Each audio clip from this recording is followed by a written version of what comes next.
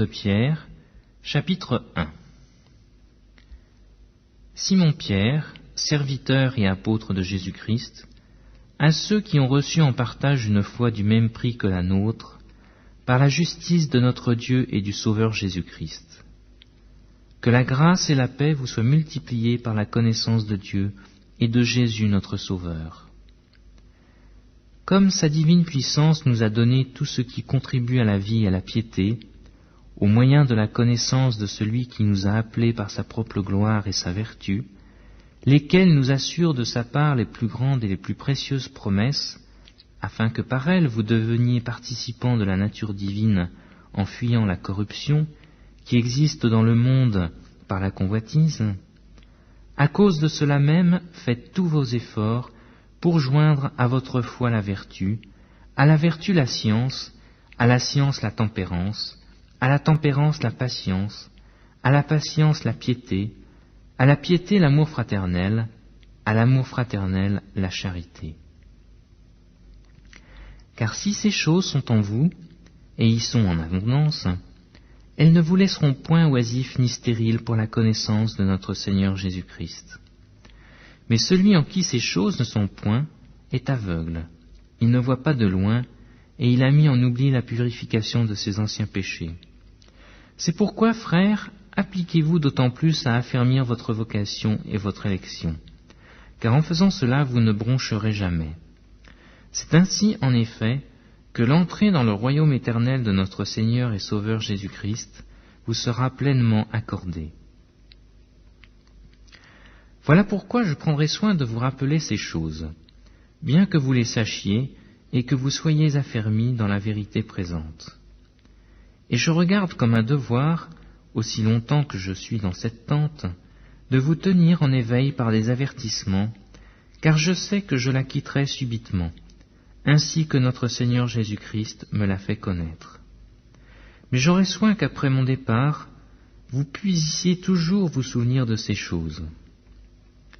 Ce n'est pas en effet en suivant des fables habilement conçues que nous vous avons fait connaître les puissances et l'avènement de notre Seigneur Jésus-Christ, mais c'est comme ayant vu sa majesté de nos propres yeux, car il a reçu de Dieu le Père honneur et gloire, quand la gloire magnifique lui fit entendre une voix qui disait « Celui-ci est mon Fils bien-aimé, en qui j'ai mis toute mon affection. » Et nous avons entendu cette voix venant du ciel, lorsque nous étions avec lui sur la sainte montagne.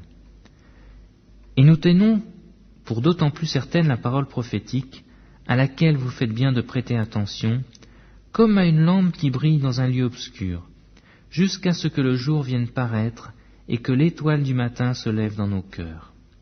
Sachant tout d'abord vous-même qu'aucune prophétie de l'Écriture ne peut être un objet d'interprétation particulière, car ce n'est pas par une volonté d'homme qu'une prophétie a jamais été apportée, mais c'est poussé par le Saint-Esprit que des hommes saints ont parlé de la part de Dieu.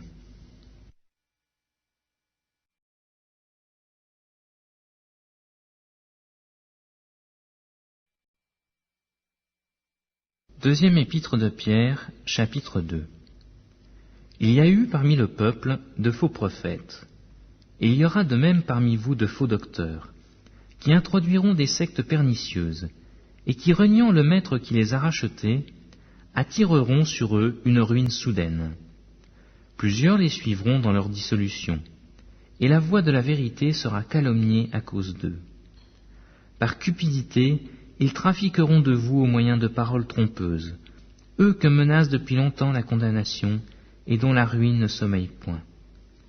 Car si Dieu n'a pas épargné les anges qui ont péché, mais s'il les a précipités dans les abîmes de ténèbres et les réserve pour le jugement, s'il n'a pas épargné l'ancien monde, mais s'il a sauvé Noé, lui le 8e, ce prédicateur de la justice, lorsqu'il fit venir le déluge sur un monde d'impies, s'il a condamné à la destruction et réduit en cendres les villes de Sodome et de Gomorrhe, les donnant comme exemple aux impies à venir, et s'il a délivré le juste Lot, profondément attristé de la conduite de ces hommes sans frein dans leur dissolution, car ce juste qui habitait au milieu d'eux tourmentait journellement son âme juste à cause de ce qu'il voyait et entendait de leurs œuvres criminelles, Le Seigneur sait délivrer de l'épreuve les hommes pieux, et réserver les injustes pour être punis au jour du jugement. Ceux surtout qui vont après la chair dans un désir d'impureté et qui méprisent l'autorité. Audacieux et arrogants, ils ne craignent pas d'injurier les gloires, tandis que les anges supérieurs en force et en puissance ne portent pas contre elles de jugement injurieux devant le Seigneur. Mais eux, semblables à des brutes qui s'abandonnent à leur penchant naturel et qui sont nées pour être prises et détruites, ils parlent d'une manière injurieuse de ce qu'ils ignorent, et ils périront par leur propre corruption, recevant ainsi le salaire de leur iniquité. Ils trouvent leur délice à se livrer au plaisir en plein jour. Hommes tarés et souillés, ils se délectent dans leur tromperie, en faisant bonne chère avec vous. Ils ont les yeux pleins d'adultère et insatiables de péché. Ils amorcent les âmes mal affermies. Ils ont le cœur exercé à la cupidité. Ce sont des enfants de malédiction. Après avoir quitté le droit chemin, ils se sont égarés, en suivant la voie de Balaam, fils de Bosor, qui aima le salaire de l'iniquité, mais qui fut repris pour sa transgression. Une ânesse muette, faisant entendre une voix d'homme, arrêta la démence du prophète. Ces gens-là sont des fontaines sans eau, des nuées que chasse un tourbillon. L'obscurité des ténèbres leur est réservée. Avec des discours enflés de vanité, ils amorcent par les convoitises de la chair, par les dissolutions, ceux qui viennent à peine d'échapper aux hommes qui vivent dans l'égarement. Ils leur promettent la liberté quand ils sont eux-mêmes esclaves de la corruption, car chacun est esclave de ce qui a triomphé de lui. En effet, si après s'être retirés des souillures du monde par la connaissance du Seigneur et Sauveur Jésus-Christ, ils s'y engagent de nouveau et sont convaincus, leur dernière conviction est pire que la première, car mieux valait pour eux n'avoir pas connu la voie de la justice que de se détourner, après l'avoir connue, du saint commandement qui leur avait été donné. Il leur est arrivé ce qu'a dit un proverbe, « Le chien est retourné à ce qu'il avait vomi, et la truie lavée s'est vautrée dans le bourbier. »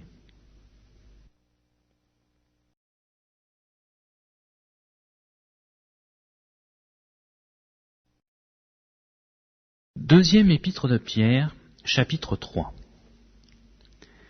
Voici déjà, bien-aimés, la seconde lettre que je vous écris.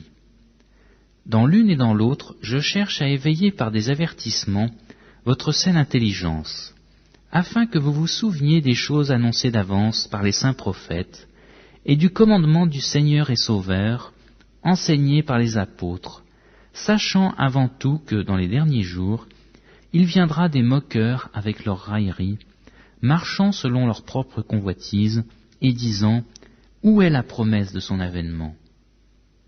Car depuis que les pères sont morts, tout demeure comme dès le commencement de la création. Ils veulent ignorer, en effet, que des cieux existèrent autrefois par la parole de Dieu, de même qu'une terre tirée de l'eau est formée au moyen de l'eau, et que par ces choses le monde d'alors périt, submergé par l'eau, tandis que par la même parole, les cieux et la terre d'à présent sont gardés et réservés pour le feu, pour le jour du jugement et de la ruine des hommes impies. Mais il est une chose, bien-aimés, que vous ne devez pas ignorer, c'est que devant le Seigneur, un jour est comme 1000 ans, et 1000 ans sont comme un jour. Le Seigneur ne tarde pas dans l'accomplissement de la promesse, comme quelques-uns le croient, mais il use de patience envers vous, ne voulant pas qu'aucun périsse, mais voulant que tous arrivent à la repentance. Le jour du Seigneur viendra comme un voleur dans la nuit. En ce jour, les cieux passeront avec fracas, les éléments embrasés se dissoudront, et la terre, avec les œuvres qu'elle renferme, sera consumée. Puis donc que toutes ces choses doivent se dissoudre, quelles ne devez-vous pas être par la sainteté de la conduite et par la piété, attendant et attend l'avènement du jour de Dieu, jour à cause duquel les cieux enflammés se dissoudront et les éléments embrasés se fondront.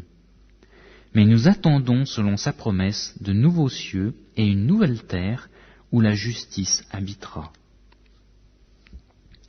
C'est pourquoi, bien-aimés, en attendant ces choses, appliquez-vous à être trouvés par lui, sans tache et irrépréhensibles dans la paix. Croyez que la patience de notre Seigneur est votre salut. Comme notre bien-aimé frère Paul vous l'a aussi écrit, selon la sagesse qui lui a été donnée. C'est ce qu'il fait dans toutes ses lettres, où il parle de ces choses, dans lesquelles il y a des points difficiles à comprendre, dont les personnes ignorantes et mal affermies tordent le sens, comme celui des autres Écritures, pour leur propre ruine. Vous donc, bien-aimés, qui êtes avertis, mettez-vous sur vos gardes, de peur qu'entraînés par l'égarement des impies, vous ne veniez à déchoir de votre fermeté. Mais croissez dans la grâce et dans la connaissance de notre Seigneur et Sauveur Jésus-Christ. À lui soit la gloire, maintenant et pour l'éternité. Amen.